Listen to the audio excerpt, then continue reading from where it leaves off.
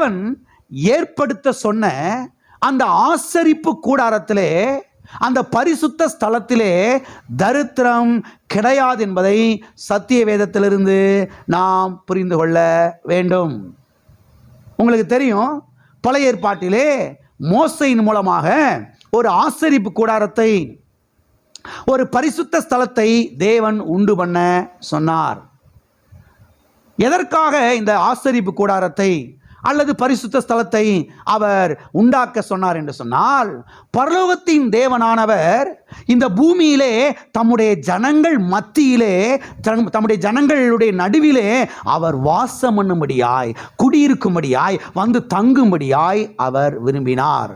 எனவேதான் இந்த ஆசரிப்பு கூடாரத்தை உண்டு பண்ண வேண்டும் என்று கர்த்தர் சொன்னார். வாசிப்போம் யாத்ராகமம் 25ஆம் அதிகாரம் 8வது வசனம். அவர்கள் நடுவிலே நான் வாசம் பண்ண எனக்கு ஒரு பரிசுத்த ஸ்தலத்தை உண்டாக்குவார்களாக. அவர்கள் நடுவிலே நான் வாசம் பண்ணுவதற்கு, ஆமென், அவர்கள் நடுவிலே, அவர்கள் மத்தியிலே நான் வாசம் பண்ணுவதற்கு ஒரு பரிசுத்த ஸ்தலத்தை, ஒரு ஆசரிப்பு கூடாரத்தை உண்டாக்குவார்களாக. ஆமென். ஆகவே ஜனங்கள் மத்தியிலே தேவாதி தேவன் வந்து வாசம் பண்ண வேண்டும் என்று அவர் விரும்பினார். எனவேதான் கர்த்தர் ஒரு ஆசரிப்பு கூடாரத்தை, ஒரு பரிசுத்த ஸ்தலத்தை கர்த்தர் என்ன செய்ய சொன்னார்? அமைக்க சொன்னார், உண்டாக்க சொன்னார். அது மாத்திரமல்ல, ஜனங்களின் பிரதிநிதியாக ஆசாரியன் ஒருவன் வந்து தேவனிடத்தில் பேசுவதற்கு ஒரு இடம் தேவைப்பட்டது. ஜனங்களுடைய பாருங்க பிரதிநிதியாக அவன் தேவனிடத்தில் வந்து பேச வேண்டும். ஆண்டவரே, ஜனங்களுக்கு இதை செய்யும், ஜனங்களுடைய பாவத்தை மன்னியும், ஜனங்களுடைய அக்கிரமத்தை மன்னியும், அவர்களுக்காக இந்த ஆடை நான் பலியிட்டிருக்கிறேன், இந்த இரத்த புண்ணிய நிமித்தமாக இஸ்ரவேல் ஜனங்களை ஆசீர்வதியும், அவருடைய பாவத்தை மன்னியும், அவர்களை பாதுகாத்தருளும், மலைய தேசத்திலே கட்டளையிடும், அவர்களை ஆசீர்வதியும், பழுக பெருக பண்ணும் என்று தேவனிடத்திலே வந்து பேசுவதற்கு ஒரு இடம் என்ன செய்யப்பட்டது? தேவைப்பட்டது. அதாவது தேவனும் மனிதனும் சந்திப்பதற்கு, யாரும் தேவனும் மனிதனும் சந்திப்பதற்கு ஒரு இடம் தேவைப்பட்டது. அந்த இடம்தான் ஆசரிப்பு கூடாரம், பரிசுத்த ஸ்தலம். ஆமென். ஆசரிப்பு கூடாரம், பரிசுத்த ஸ்தலம்.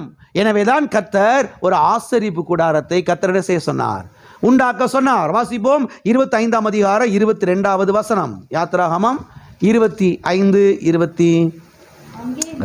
அங்கே நான் உன்னை சந்திப்பேன். போதும். அங்கே நான் உன்னை என்ன செய்வேன்? சந்திப்பேன். எங்கே? அந்த பரிசுத்த ஸ்தலத்திலே, அந்த ஆசரிப்பு கூடாரத்திலே. அப்ப ஜனங்களின் பிரதிநிதியாக ஆசாரியன் ஒருவன் வந்து அங்கே வந்து நின்று தேவனோடு பேச வேண்டியது இருக்கிறது. எனவேதான் 2 பேர் அங்கே வர்றதுக்காக ஒரு ஆசரிப்பு கூடாரத்தை என்ன செய்தார்? தேவன் உண்டாக்க சொன்னார். எனவே பழைய ஏற்பாட்டிலே பரிசுத்த ஸ்தலத்திலே ஆசரிப்பு கூடாரத்தை பாருங்க, அங்கே பரிசுத்த ஸ்தலத்தை, ஆசரிப்பு கூடாரத்தை கர்த்தர் என்ன செய்ய சொன்னார்? அங்கே உண்டாக்க சொன்னார். எத்தனைக்கு புரிகிறது? எத்தனைக்கு புரிகிறது? பரலோகத்தில் என்ன கிடையாது? தரித்திரம் கிடையாது. தேவன் உண்டாக்கின ஏதேன் தோட்டத்தில் என்ன கிடையாது? தரித்திரம் கிடையாது. மூன்றாவதாக, தேவன் ஏற்படுத்த சொன்ன ஆசரிப்பு கூடாரத்திலே என்ன கிடையாது? என்ன கிடையாது? தரித்திரம் கிடையாது. எனவே கர்த்தர் பாருங்க, இங்கே ஒரு ஆசரிப்பு கூடாரத்தை உண்டாக்க சொல்லுகிறார். எதை உண்டாக்க சொல்றாரு? எதை உண்டாக்க சொல்றாரு? ஆசரிப்பு கூடாரம். ஏதாவது கவனிக்கிறீங்களா? கூடாரம் என்ற உடனேயே ஒரு சின்ன கூரை குடிசை நினைச்சிடக்கூடாது. எதை நினைச்சிடக்கூடாது? நம்ம ஊரில் கூடாரம் மூடுவாங்கல்ல, சில வியாபாரிகள்லாம் அந்த தெரு ஓரத்தில் பைபாஸ் ரோட்டில் எல்லாம் மருந்து மாத்திரைலாம் விற்கிறதுக்கு ஒரு கூடாரம் போட்டிருப்பாங்க அந்த காலத்தில். இப்போ எல்லாம் அதை வந்து ப்ளூ கலர் சீட்டாக மாற்றிட்டாங்க. இங்கே போட்டிருப்பாங்க, திருடி அங்கே போட்டிருப்பாங்க, திருடி அங்கே போட்டிருப்பாங்க. டக்குன்னு கழட்டிட்டு ஓடுறதுக்கு ஈஸியாக இருக்கும். அந்த மாதிரி கூடாரம் எதை நினச்சிடக்கூடாது? ஆசரிப்பு கூடாரத்தை என்ன செஞ்சிடக்கூடாது? நீங்கள் கர்த்தர் ஆசரிப்பு கூடாரத்தை உண்டாக்க சொன்னாரே. அப்போ கூடாரம்னா நம்ம வீட்டில் பக்கத்தில் கட்டியிருக்காங்களே சின்ன சின்ன கூரை குடிசை, 4-5 தட்டியில் அப்படி பிஞ்சு பறக்குமே காற்றுல, அந்த மாதிரி கூடாரம் நினைச்சிடக்கூடாது, நினைச்சிடக்கூடாது. வேத வல்லுநர்கள் சொல்லுகிறார்கள், பரிசுத்த ஸ்தலத்தில் இருக்கக்கூடிய பொருட்கள் மாத்திரம் பல கோடி ரூபாய் மதிப்புள்ள பொருட்களாம். பல கோடி ரூபாய் மதிப்புள்ள பொருட்களாம். அது மாத்திரமல்ல, ஆசரிப்பு கூடாரத்தில் இருந்த 90% மேலான பொருட்கள் எல்லாம் நல்லா கவனிக்கிறீங்களா? யாரும் தூங்கலையில. ஆசரிப்பு கூடாரத்தில் இருந்த அந்த பொருட்கள் எல்லாமே கிட்டத்தட்ட 90% மேலான பொருட்கள் பசும் பொன்னினாலே செய்யப்பட்டது. பொன்னினாலே அல்ல, பசும் பொன்னினாலே செய்யப்பட்டது என்பதை நீங்கள் சத்திய வேதத்திலிருந்து கவனிக்க வேண்டும், கற்றுக்கொள்ள வேண்டும். சில பொருட்களை கர்த்தர் பசும் பொன்னினாலே மூட சொன்னார். பசும் பொன் தகுட்டினாலே மூடுவாயாக என்று கர்த்தர் அதை பாருங்க மூட சொன்னார். இதை குறித்து யாத்திராமம் இந்த 25ஆம் அதிகாரத்திலே நான் வாசிக்கிறோம். கிருபாசனத்தை பசும் பொன்னினாலே, சுத்தமான பொன்னினாலே செய்ய கடவாய் என்று கர்த்தர் சொல்லுகிறார். 2 கேருபீன்களை பொன்னினாலே செய்ய சொன்னார். அங்கே இருக்கக்கூடிய தட்டுக்களை, தூப கரண்டிகளை, கிண்ணங்களை, பான பலி கரண்டிகளை பசும் பொன்னினாலே செய்ய கடவாய் என்று கர்த்தர் சொன்னார். எல்லா வசனத்தையும் வாசிக்க நேரம் இல்லை. யாத்திராமம் 25 அதிகாரத்தை நோட்ஸ் பண்ணிக்கங்க, வீட்டில் போய் வாசித்து பாருங்க. எந்தெந்த பொருட்கள் எல்லாம் கர்த்தர் தங்கத்தில் சுத்த பொன்னினால, பசும் பொன்னினால செய்ய சொன்னார் என்பதை நீங்கள் அங்கே என்ன செய்யலாம், வாசிக்கலாம். கிட்டத்தட்ட 90% மேலான பொருட்கள் பொன்னினாலே, பசும் பொன்னினாலே உண்டு பண்ண வேண்டும் என்று கர்த்தர் சொன்னார். எனவே நம்முடைய தேவன் ஒரு ஏழை அல்ல, நம்முடைய தேவன் ஒரு தரித்திரன் அல்ல, நம்முடைய தேவன் ஒரு பரதேசி பண்டாரம் அல்ல. நம்முடைய தேவன் ஐஸ்வர்ய சம்பன்னர், நம்முடைய தேவன் மகிமையின் ஐஸ்வர்யத்தை உடையவர். ஆமென். பொன் என்றாலே அது பிசாசு என்று அநேக கிறிஸ்தவர்கள் நம்பிக்கொண்டிருக்கிறார்கள். பொண்ணுனாவே என்னது? அது என்னது? அது பிசாசு. அது என்னது? பிசாசு என்று அநேக கிறிஸ்தவர்கள் நம்பிக்கொண்டிருக்கிறார்கள். ஆனால் கர்த்தர் பொன்னினாலே, பசும் பொன்னினாலே பொருட்களை உண்டு பண்ணுவாயாக என்று கர்த்தர் இங்கே மோசேயினிடத்தில் சொல்லுகிறதை நாம் பார்க்கிறோம். பசும் பொன்னினாலே செய்வாயாக. சில பொருட்களை சீத்தி மரத்தினாலே செய்ய சொல்லுகிறார். சீத்தி மரத்தினாலே செய்ய சொல்லி பொன் தகட்டை அங்கே அடித்து அதை என்ன செய்வாயாக, அப்படியே ரோல் பண்ணி மூடிடணும். மரமெல்லாம் தெரியக்கூடாது வெளியில், எல்லாம் சுத்த பொண்ணு. ஆசரிப்பு கூடாரத்தில் இருந்த பொருட்கள் 90% மேலான பொருட்கள் எல்லாமே எதில் செய்யப்பட்டது? பொன்னினாலே, தங்கத்தினாலே செய்யப்பட்டது. எனவே நம்முடைய தேவன் இன்னார் என்பதை அறிந்து கொள்ள வேண்டும். நம்முடைய எண்ணங்கள் மாறும் பொழுதுதான் நம்முடைய வாழ்க்கை என்ன செய்ய ஆரம்பிக்கும்? மாற ஆரம்பிக்கும். நம்முடைய எண்ணங்கள் மாற வேண்டியது அவசியமாக இருக்கிறது. நம்முடைய எண்ணங்கள் மாறும் பொழுதுதான் தரித்திரம் மாறும்.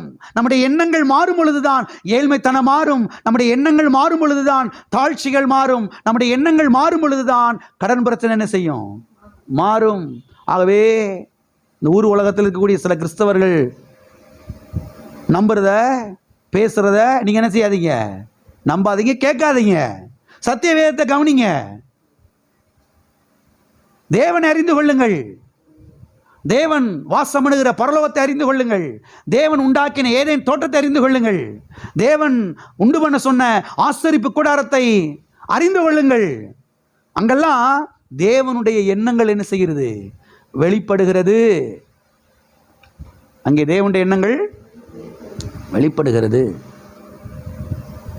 ஒரு குடும்பத்தில் ஒரு திருமணம் நடக்குதுன்னு பார்த்து வச்சுக்கிறோம். ஒரு திருமணம் நடக்குது ஒரு வீட்டில். அவங்க அப்பா ஒரு பெரிய கோடீஸ்வரன் வச்சுக்கோங்க. அந்த பையனுக்கோ அந்த பொண்ணுக்கோ திருமணம் நடக்குது அவங்க வீட்டில். நான் கேட்குறேன், அவங்க அப்பா யோசித்து யோசித்து யோசித்து சிந்திச்சு சிந்திச்சு இதை செய்யணும், இதை பண்ணணும், அதை பண்ணணும், இதை பண்ணணும், இந்த சாப்பாடை ரெடி பண்ணணும், அந்த சாப்பாடை ரெடி பண்ணி இது இப்படி டெக்கரேஷன் பண்ணணும், அதை அப்படி டெக்கரேஷன் பண்ணணும் அப்படின்னு சொல்லி என்னென்ன யோசித்து செய்வார்? செய்வாரா, செய்ய மாட்டாரா? அப்போ அதெல்லாம் செஞ்சது யாருடைய எண்ணங்கள்? அந்த தகப்பனுடைய ஆசை, சித்தம், விருப்பம், எண்ணங்கள். அதுதான் அந்த மேரேஜில் என்ன செஞ்சுருக்குது? அடே அப்பா, மேடை என்ன மாதிரி அலங்கரிச்சிருக்கிறாங்க, அடே அப்பா இந்த ட்ரெஸ்ஸு எவ்வளோ காசாக இருக்கும், அடே அப்பா அந்த பொண்ணு போட்டிருக்கிற ட்ரெஸ்ஸு எவ்வளோவா, சாப்பாடு என்ன மாதிரி சாப்பாடியா, எப்படியா கொஞ்சம் சாப்பாடு, இதெல்லாம் அந்த அப்பாவுடைய விருப்பங்கள், அந்த அப்பாவுடைய எண்ணங்கள், அந்த அப்பாவுடைய எண்ணத்தினுடைய வெளிப்பாடுகள். இந்த பரலோகம் சிட்டி, இந்த ஏதேன் தோட்டம், இந்த ஆசரிப்பு கூடாரம், இதெல்லாம் பரலோகத்தின் தகப்பனாகி நம்முடைய தகப்பனுடைய எண்ணங்கள். கர்த்தர் யார் என்பதை அறிந்து கொள்ளுங்கள். சும்மா குருட்டாட்டமாக பாரம்பரியமா சில கிறிஸ்தவர்கள் சொல்கிறத நம்பாதீங்க, கேட்காதீங்க. நம்முடைய ஆண்டவர் ஐயோ பாவம், ஐயோ பாவமா. எண்ணங்களை மாற்றணும். எண்ணங்களை என்ன செய்யணும்? மாற்ற வேண்டும். ஆமென். ஆகவே பொன் பிசாசுடையது கிடையாது. போன வாரம் வாஸ்து காமிச்சேன் இல்லையா? எல்லா வெள்ளியும் எல்லா பொண்ணும் யாருடையது? சேனைகளின் கர்த்தருடையது. கொஞ்சம் பொண்ணு பிசாசுடையது, கொஞ்சம் வெள்ளி குட்டி பிசாசுடையது. அப்படிலாம் கர்த்தர் சொல்லவே, பைபிளில் போடவே போடலை. அப்பா தம்பி, பொண்ணு பிசாசுடையது, தொற்றாத பரலோகத்துக்குள் நுழைய முடியாது அப்படிலாம் கர்த்தர் சொல்லலை. பொன் கெட்டதாக இருக்குமானால் கர்த்தர் பரலோகத்திலே அது என்ன செஞ்சிருக்க மாட்டார்? ரோடா போட்டிருக்க மாட்டார். பொன் தீமையானது என்றால் ஏதேன் தோட்டத்தில் அடிச்சிருக்க மாட்டார், அதை வச்சிருக்கவே மாட்டார். பொன் அசுத்தமானது என்றால் அதை ஆசரிப்பு கூடாரத்தில் அடிச்சிருக்க மாட்டார், வச்சிருக்கவே மாட்டார். ஆனால் கர்த்தர் கூப்பிட்டு மோசேட்ட எச்சரிக்கிறது மாதிரி எச்சரிக்கிறாரு. மோசே, மலையிலே உனக்கு காண்பிக்கப்பட்ட மாதிரின்படியே செய்வாயாக, கவனமாயிரு, எச்சரிக்கையாரு. அதில் கொஞ்சம் என்ன செய்யக்கூடாது? எனக்கு பிடிச்சிருக்குது இந்த கலரு, எனக்கு பிடிச்சிருக்கு அந்த கலரு மாற்றிடக்கூடாது. நான் என்ன கலரு சொன்னோ அந்த கலர் தான் நீ போடணும். ஏன்னா பரலோகத்தில் அப்படிப்பட்ட ஒரு அமைப்பு அங்கே இருக்குது, ஒரு அங்கே ஆசரிப்பு கூடாரம் இருக்குது. அதனுடைய பிரதிபலிப்பு தான் இங்கே. அதனால் வேற எதுவும் செஞ்சிடக்கூடாது. எனக்கு இப்படி பிடிச்சிருக்கு, எனக்கு அப்படி பிடிச்சிருக்குது, மக்கள் இப்படி செஞ்சுருவாங்க, மக்கள் அப்படி நினச்சிருவாங்க, எல்லாம் பேசக்கூடாது. நான் சொல்கிறது என்ன செய். ஆமென். அப்போ ஆசரிப்பு கூடாரத்தில் முழுவதுமாக என்ன இருந்துச்சு? எல்லாம் கிட்டத்தட்ட என்னதான்? பொண்ணு தான். ஆமென். அது மாத்திரமல்ல, ஆசரிப்பு கூடாரத்தில் ஊழியம் செய்கிற ஆசாரியர்களுடைய ஆடை, அவங்க போட்டிருக்கிற அந்த ட்ரெஸ்ஸு, அந்த வஸ்திரம், அது எப்படிப்பட்டதாக இருந்தது என்று சொன்னால் மகிமையும் அலங்காரமுமாய் இருந்தது என்று சத்தியவேதம் சொல்லுகிறது. வாசிப்போம். யாத்திராமம் 28ஆம் அதிகாரம் 2வது வசனம். உன் சகோதரனாகிய ஆரோனுக்கு மகிமையும் அலங்காரமுமான இருக்கும் பொருட்டு பரிசுத்த வஸ்திரங்களை உண்டு பண்ணுவாயாக. இங்கே கர்த்தர் ஆசாரியனுடைய ஆடையை குறித்து அவர் சொல்லுகிறதை நாம் பார்க்கிறோம். கர்த்தர் சொல்லுகிறார், ஆரோனின் வஸ்திரம் மகிமையாயும் அலங்காரமுமாய் இருக்க வேண்டும் என்று. எப்படி இருக்கணும்? அது நல்லா தான் சொல்லுங்களேன், நல்ல வாயத்திறன்னு சொல்லுங்களேன். எப்படி இருந்துச்சா? அசிங்கமா இருந்துச்சா? எப்படி இருந்துச்சு? அசிங்கமா இருந்துச்சா? எப்படி இருந்துச்சு? ஆரோனுடைய வஸ்திரம் மகிமையும் அலங்காரமுமாயிருந்தது. பீத்தது, பிஞ்சது, கிழிஞ்சது, கந்தலானது, இதை உடுத்திக்கிட்டு ஏன் சமூகத்துக்கு வரக்கூடாது? கர்த்தர் எதை விரும்புகிறார் என்பதை கவனியுங்கள். கர்த்தர் எதை விரும்புகிறார் என்பதை கவனியுங்கள்.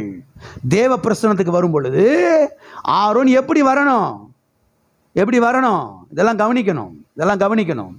மகிமையும் அலங்காரமுமான வஸ்திரத்தை உடுத்தி கொண்டுதான் என்னுடைய சமூகத்துக்கு வர வேண்டும் என்று கர்த்தர் சொல்லுகிறார். அப்ப கர்த்தர் எதை விரும்புகிறார் என்பதை கவனியுங்கள். மக்களுடைய மனநிலை என்ன என்பதை கவனியுங்கள். கர்த்தருடைய எண்ணங்கள், கர்த்தருடைய விருப்பங்கள் என்ன என்பதை கவனியுங்கள். மக்களுடைய மனநிலை என்ன என்பதை என்ன செய்யுங்கள்? கவனியுங்கள். மக்களுடைய மனநிலை எப்படி இருக்குது? பிஞ்சது, பீத்தது, கிழிஞ்சது, கந்தலானது. போதும், இதை போட்டுட்டு போனால் சர்ச்சுக்கு, கல்யாணத்துக்கு போகலாம், இருக்கிறதுலையே பெஸ்டெல்லாம் தூக்கி போட்டுக்கிட்டு எல்லா அலங்காரமும் கல்யாணத்துக்கு போகும்போது மட்டும்தான். சர்ச்சுக்கு போகிறதுக்குன்னே ரெடியாக தூக்கி வச்சிடுறது. பீத்தது, பிஞ்சது, கந்தலானது, அசிங்கமானது. இப்போ என்ன, சர்ச்சுக்குத்தானே போகிறோம். கர்த்தரை குறித்து எப்படிப்பட்ட ஒரு எண்ணம் இருக்குது பார்த்தீங்களா? சபையை குறித்து எப்படிப்பட்ட ஒரு எண்ணம் இருக்கு பார்த்தீங்களா? அதனால தான் அநேக கிறிஸ்தவர்கள் 25 வருஷமா சபைக்கு போய் என்ன செஞ்சிருக்கிறாங்க? ஒன்றும் இல்லாமல் உட்காந்துருக்கிறாங்க. புரியுதா உங்களுக்கு? கேள்விக்கு பதில் புரியுதா? 20 வருஷமா அவங்க சபைக்கு போகிறாங்களே, ஆண்டவருடைய பிள்ளையா இருக்கிறாங்களே, ஏன் இப்படி ஒன்றும் இல்லாமல் உட்காந்துருக்கிறாங்க? எண்ணங்கள் சரியில்லை. கர்த்தர் யார் என்பதை புரிந்து கொள்ளலை. அவங்க சபையில் அதெல்லாம் போதிக்கல. அப்படிப்பட்ட சபைக்கு இவங்களும் போகவும் மாட்டாங்க, விரும்பவும் மாட்டாங்க. எல்லாம் இருக்கிறீங்களா? கர்த்தர் எதை விரும்புகிறார் என்பதையும் கவனியுங்கள். மக்களுடைய மனநிலை என்ன என்பதையும் என்ன செய்யுங்கள்? கவனியுங்கள். இன்றைக்கு கிறிஸ்தவர்கள் என்றாலே நல்ல வஸ்திரத்தை செய்யக்கூடாது, உடுத்த கூடாது என்றுதான் சபைக்கு பிரசங்கங்கள் நடக்கிறது. சபைக்கு நடக்கிறது. ஒரு பிரசங்கியார் சொல்லுகிறார், அடியேனுக்கு 2 சட்டைகள், ஒன்று கொடியில் ஒன்று உடம்பில். 2 சட்டை தான் இருக்குதான் ஐயாட்ட. ஒன்று உங்கள் கொடியில் காஞ்சிக்கிட்டு இருக்குதான், ஒன்று உடம்புல தொங்கிக்கிட்டு இருக்குதான்.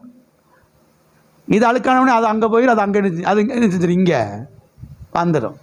பார்க்கறதுக்கு மற்றவங்களுக்கெல்லாம் பார்க்கறது, அப்படியே அப்பா ஐயா எவ்வளவு பரிசுத்தமானவர், ஐயா எவ்வளவு அப்படியே அப்பா அப்படி பாத்திரத்தில் பிடிச்சிடணுமியா.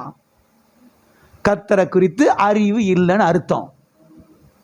இந்த மனுஷனால அவங்க மனைவி பிள்ளைகளுக்கும் பிரயோஜனம் இல்லை, சபைக்கும் பிரயோஜனம் இல்லை, மற்ற கிறிஸ்தவங்களுக்கும் பிரயோஜனம் இல்லை. எல்லாம் இருக்கிறீங்களா? ஏன்னா கர்த்தரை குறித்து ஒரு தவறான படத்தை செய்கிறார், மக்களுக்குள்ளே பதிகிறார். கர்த்தர்னா அவர் ஒண்ணுமில்லாதவர் தான் அப்படின்ற மாதிரி ஒரு படத்தை கிரியேட் பண்றாரு. எல்லாம் இருக்கிறீங்களா? கர்த்தர் மகிமை ஐஸ்வரியத்தை உடையவர். பரலோகத்தை கவனியுங்கள், ஏதேனை கவனியுங்கள், ஆசரிப்பு கூடாரத்தை கவனியுங்கள். கர்த்தர் யார் என்பதை. ஆமென். எல்லாம் இருக்கிறீங்களா? ஆக இப்படிலாம் பேசுறது தத்துவம் பேசுறது மாதிரி நமக்கு இருக்குது. தத்துவத்தை பேசக்கூடாது, சத்தியத்தை என்ன செய்யணும்? பேச வேண்டாம். எதை பேசணும்? சத்தியத்தை பேசணும். தத்துவத்தை என்ன செய்யக்கூடாது? பேசக்கூடாது. அது மாத்திரமல்ல, இந்த நூலோடைய வகையை கர்த்தர் சொல்றாரு. நீங்க இந்த அதிகாரத்தெல்லாம் வாசித்து பார்த்தீங்கன்னா தெரியும். 28 அதிகாரத்தில் ஆரோனுடைய ட்ரெஸ்ஸை தயாரிக்கிறாங்க. ஆசரிப்பு கூடாரத்தில் இந்த ஸ்க்ரீனை போடுறாங்க. அதில் என்னென்ன செய்யலாம் போடுறாங்க. அந்த நூல் என்னென்ன நூல், எப்படிப்பட்ட நூலில் அதை தயாரிக்கணும் அப்படின்னா, இந்த 28 அதிகாரத்தில் 6ஆம் வசனத்தில் நம்ம வாசிக்கிறோம், பொன்னினாலும் இள நீல நூலினாலும் இரத்தாம்பர நூலினாலும் சிவப்பு நூலினாலும் திரித்த மெல்லிய பஞ்சு நூலினாலும் என்ன செய்ய வேண்டும்? அந்த வஸ்திரத்தை இருக்கிறதுலே காஸ்ட்லியான நூல். ஏப்பா ஏதாவது ஒரு நூலில் தச்சு விடியா? இப்போ என்ன? எல்லாம் இருக்கிறீங்களா? இப்படிப்பட்ட நூலில் தான் துணியை தைக்கணும், திரையை தைக்க வேண்டும் என்று கர்த்தர் செய்கிறார், மோசேக்கு சொல்லுகிறார். நாம் உடுத்துகிற அந்த வஸ்திரம் கூட மகிமையான வஸ்திரமாக, ஆமென், அலங்காரமான வஸ்திரமாக என்ன செய்ய வேண்டும்? இருக்க வேண்டும் என்று கர்த்தர் விரும்புகிறார். ஆகவே நம்முடைய கர்த்தர் யார்? ஆமென். நம்முடைய தேவன் இன்னார் என்பதை நீங்கள் என்ன செய்ய வேண்டும்? புரிந்து கொள்ள வேண்டும். அது மாத்திரமல்ல, கர்த்தர் பாருங்க, இந்த ஆசாரியனுக்கு இந்த மார்பு பகுதியிலே அங்கே ஒரு மார்பக பதக்கத்தை வைக்கும்படியாய் கர்த்தர் சொன்னார். எப்படி சொல்றாரு? அங்கே நான் வாசிக்கிறோம், 12 வகையான ரத்தின கற்களை அந்த இதில் என்ன செய்யணும்? அதில் பதிக்கணும். அதில் என்ன செய்யணும்? பதிக்கணும். பதிச்சுட்டு அப்படித்தான் ஏன் சமூகத்துக்கு நீ என்ன செய்யணும்? வரணும் என்று கர்த்தர் பாருங்க அங்கே மக்களுக்கு சொல்லுகிறதை, அங்கே மோசேயினிடத்தில் சொல்லுகிறதை நாம் பார்க்கிறோம். ஆகவே பரலோகத்தில் தரித்திரம் கிடையாது, ஏதேன் தோட்டத்தில் தரித்திரம் கிடையாது, ஆசரிப்பு கூடாரத்தில் தரித்திரம் கிடையவே கிடையாது. அது மாத்திரமல்ல, தேவன் இஸ்ரவேல் மக்களுக்கு வாக்குத்தத்தம் பண்ணின அந்த கானான் தேசத்தில் எது கிடையாது? அது அடுத்த வாரத்தில் பார்க்க போகிறோம். அங்கே என்ன கிடையாது? அதை குறித்து ரொம்ப டீட்டெயிலாக அடுத்த வாரத்தில் நான் பார்க்க போகிறோம். ஆகவே இதை மனதில் வையுங்கள். நம்முடைய கர்த்தர் யார்? நம்முடைய தேவன் யார்? நமக்காக ஜீவனை கொடுத்த தேவன் யார்? அவர் என்ன செய்து முடித்திருக்கிறார்? அதை என்ன செய்ய வேண்டும்? சத்திய வேதத்தில் என்ன செய்ய வேண்டும்? கவனிக்க வேண்டும். கவனித்து தேவனை குறித்த ஒரு அறிவை நாம் என்ன செய்ய வேண்டும்? பெற்றுக்கொள்ள வேண்டும். அறிவு, தேவனை குறித்த அறிவு வரும்பொழுது வர வர வர வர வர வர வர ஆசீர்வாதங்கள், ஐஸ்வர்யங்கள் வாழ்க்கையில் வந்து என்ன செய்ய ஆரம்பிக்கும்? பலிக்க ஆரம்பிக்கும். எல்லார் கண்களை மூடி நாம் ஜெபிப்போம். எல்லார் கண்களை மூடி நாம் ஜெபிப்போம். ஹல்லேலூயா, ஹல்லேலூயா, ஹல்லேலூயா, ஹல்லேலூயா, ஹல்லேலூயா, ஹல்லேலூயா. ஸ்தோத்திரம் ஆண்டவரே, ஸ்தோத்திரம் ஆண்டவரே. ஓ தேவனே ஸ்தோத்திரம், ஸ்தோத்திரம் ஆண்டவரே, ஸ்தோத்திரம் ஆண்டவரே. ஹல்லேலூயா. எல்லாரும் கர்த்தாவே ஸ்தோத்திரம், ஸ்தோத்திரம் ஐயா. மாறுகிற அறிவினாலே என்னை நிரப்பும், மாறுகிற அறிவினாலே என்னை நிரப்பும். உம்மை இன்னாரென்று நான் அறிந்து கொள்ளும்படி என் கண்களை பிரகாசமாக்கும். தகப்பனே, இயேசு நாமத்தில் உம்முடைய சமூகத்தில் நாங்கள் வருகிறோம். உம்மை இன்னாரென்று நாங்கள் அறிந்து கொள்ள எங்களுடைய கண்களை பிரகாசமாக்கும். கண்களை திறந்திருளும் ஆண்டவரே. உமது வேதத்தில் உள்ள மகத்துவங்களை நாங்கள் பார்க்கும்படி எங்களுக்கு உதவி செய்யும் ஆண்டவரே. கர்த்தாவை, கல்வாரி சிலுவையில் எங்களுக்காக தரித்திரத்துக்கு நீர் முடிவு கட்டி இருக்கிறீர்ப்பா. கடன் பிரச்சனைக்கு முடிவு கட்டி இருக்கிறீர்ப்பா. அதற்காக நன்றி. உம்முடைய ஆசீர்வாதங்கள், உம்முடைய ஐஸ்வர்யங்கள் பிள்ளைகளுடைய வாழ்க்கையில் வந்து பலிப்பதாக அவ்விதமாய் செய்கிறீர். அதற்காக ஸ்தோத்திரம். இயேசு நாமத்தில் பிதாவே.